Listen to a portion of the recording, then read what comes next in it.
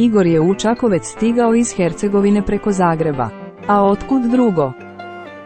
Jednu je subotu prošetao središtem našeg predivnog grada na jedan od sajmova. No, Igor ima oko za bitne detalje, pa je primijetio zmajev dah.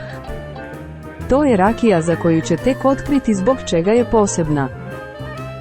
Proizvodi je Leona Deban Ivanović iz Goričana, koja se nakon godina rada u Njemačkoj vratila u Hrvatsku i prije 2 godine otvorila svoju OPG destileriju. Koncentrirala sam se na domaću starinsku voćku Kruška tepka koja izumire. Radim rakiju od dunje, od aronije, od breskve, probala sam i od bazge i domaću našu lozu.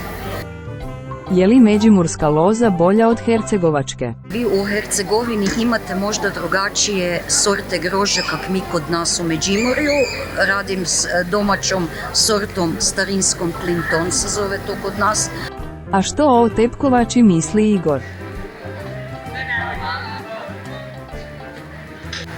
Nema jak okus na nepsu, ni u ustima, ni na jeziku i kad se proguta ne ide ko slama.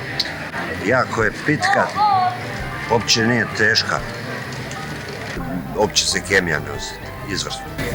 To nikaj nije kemijsko tretirano, to su vam sve stari nasadi koji se uopće više kemijski ne tretiraju. Budu li Međimurci pravili ovako dobru rakiju, jadna Kruška tepka stvarno će izumrijeti.